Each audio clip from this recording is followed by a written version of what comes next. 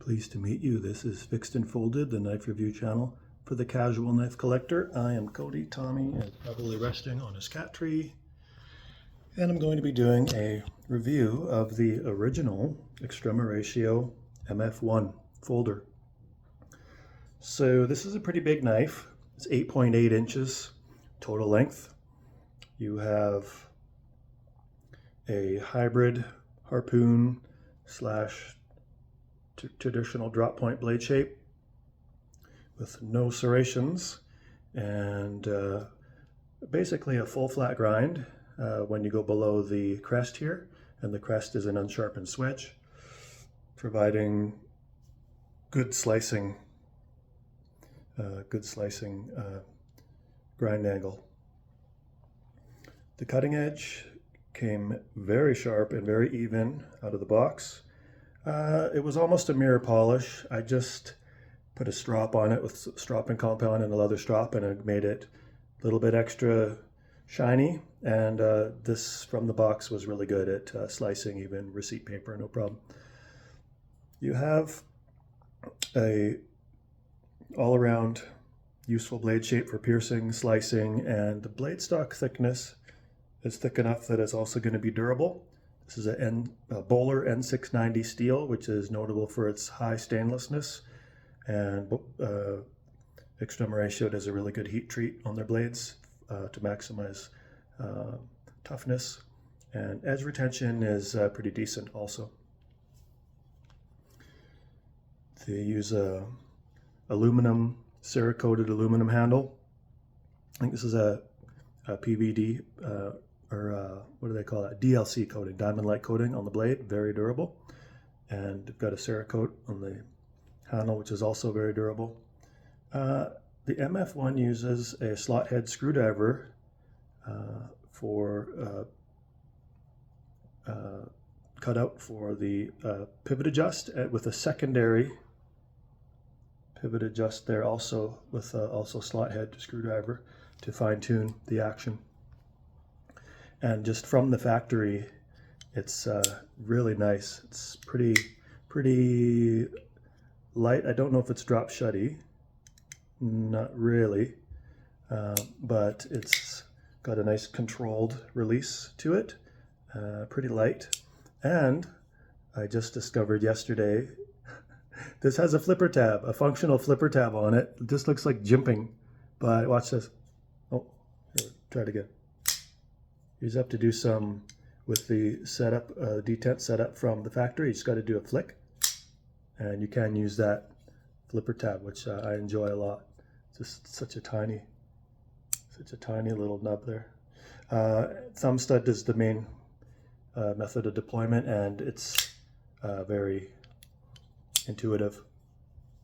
You've got your finger cutouts that go in into the thumb stud here, exposed thumb studs.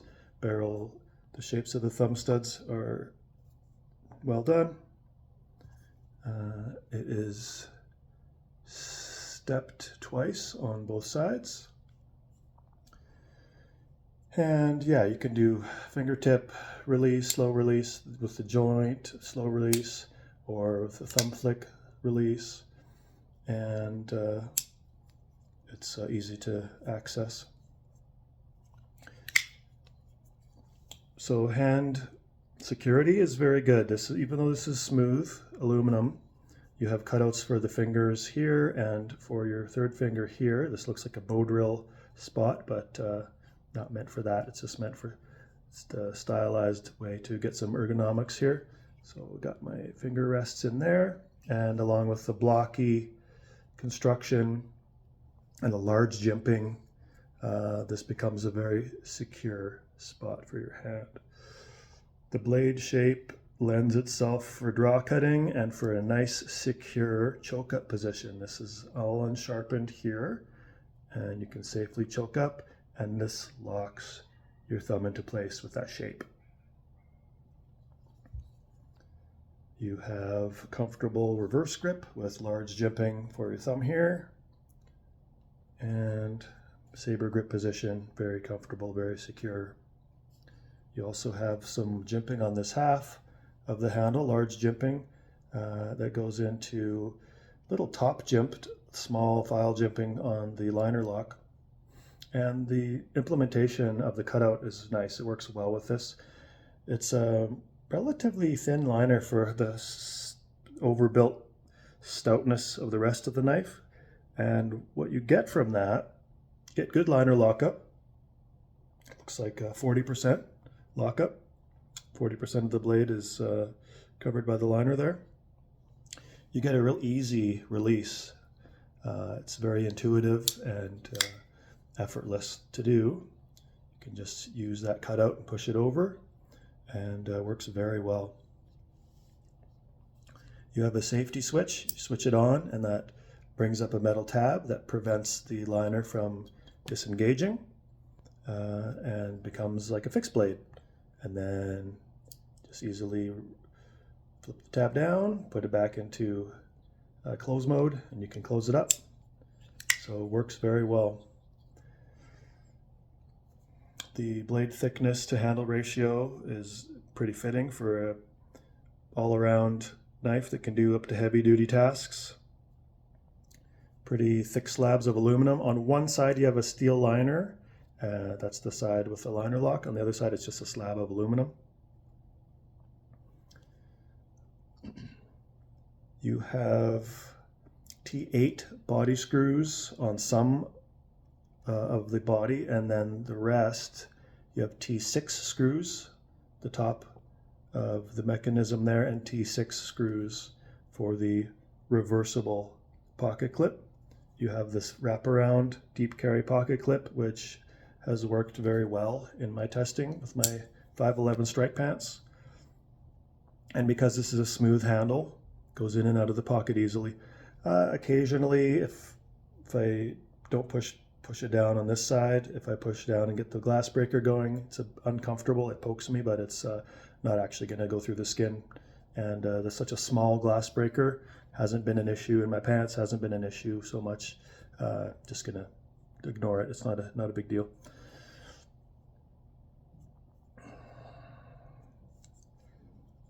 The weight is 5.9 ounces, which is on the heavy side for knives, but this should be a heavy-duty knife, and it's suitable for the durability that this knife is designed for. Extrema Ratio sells these to military in Italy and police in Germany and Austria. These are designed to be tactical knives. The glass breaker and your piercing point and your it's actually, while you're holding the knife, it's really hard to accidentally disengage the liner even without putting the liner stop on here.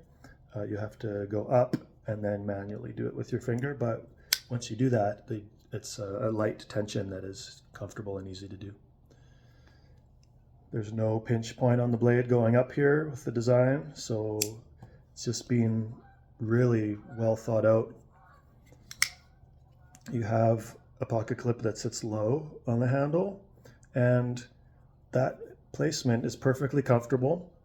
The bill of the clip was quite high up when I first got it, so the only thing I modified with the knife was I removed the pocket clip and took some fabric and some pliers, and I bent this tip down so that it's still usable, but now it's not going to annoy my palm when I'm holding it. Other than having to do that, the knife has come in great fit and finish.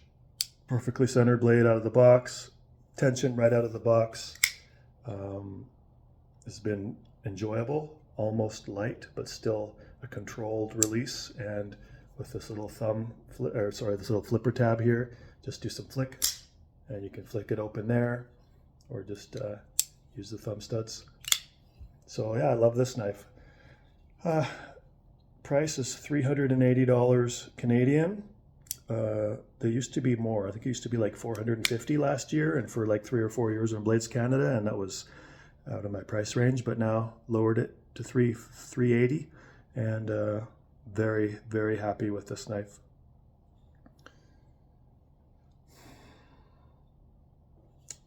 I'll do a quick comparison with the newer model of the MF1. This is the new handle, and the blade shape on this is the spear point edition. So this is the MF1 Evo, and this retails for less money. This is about $335, $340 on Blades Canada.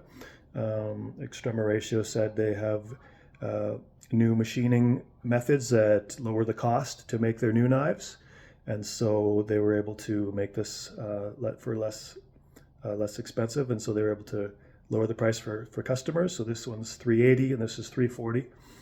You do get a more sought after blade steel with this M390. It says it's treated to 61 HRC. And mandatory serrations on the spear point model, and I have learned that I'm never going to find that I need serrations for what I use my knives for, so that's for me a detractor. And also the aggressive cutouts on the handle for traction also go underneath the clip, and so your fabric is going to be graded against torn apart against the aggressive handle cutouts there, and so it's really not ideal to use as an EDC pulling out frequently with it's going to tear your fabric up. So this is more of a heavy duty tactical, put in a pouch, put it in a molly pouch or something, pull up the Velcro and pull it out kind of a tool for, I'd say, professionals, military and police, more so than the MF1, which can be used for that, but can also be EDC friendly. And so this one's more usable for me. This one has some issues that make it more hardcore that are inconveniences for me. So for me, I prefer the old one, the original MF1. Blades Canada 380 and MF1 Evo Spear Point SP is 340. Now with the Evo you can get different blade shapes. You can get also a drop point version, which is less attractive to my eye, less good at piercing, but good at slicing, and same price, $334, $340. So if you love this handle, which is comfortable in the handle, and for some reason you maybe think this blade is super ugly and you want something that's more of a modern, generic looking blade in the drop point that's non-serrated, then that'll be good for you. Or if you like a little serration and you like this shape, then you'll like this knife, providing that you're okay with the design choices that they made that aren't really ideal for me. The weight on this one is 6.6 ounces, so a bit heavier. You have steel liners, inside liners on both sides of the aluminum handle slabs, and a thicker liner lock, which is stiffer to overcome and not quite as intuitive to use the cutout here. And it has a little point poking out here, so you have to train on how to use this properly. For me to do it effortlessly, I slide my thumb forward and then roll it over, because I don't want to go high up and get poked. So yeah, again, blade stock thickness is a little thicker on the Evo versus the MF1 normal, but close. And for me, I prefer the MF1 original, but this one has been redone. Another difference is on the locking tab. It's a tab on this guy that's easy to use, and on the new one, it is a little switch that is still easy to use. I don't know, I think I like them both equally, the tabs. And you got your T15. You don't have a micro adjust pivot screw here where you do on this guy. So there's maybe a little bit more expensive machining needed to make this than there is on the new one. But they're both cool knives. So I give this a 9.5 out of 10 because I did have to go and lower the bill of the pocket clip to make it comfortable for my hand. Once I did that, this is a pretty close to perfect knife for me. So very happy with this Extrema Ratio MF1. Okay, have a great day. I will see you soon.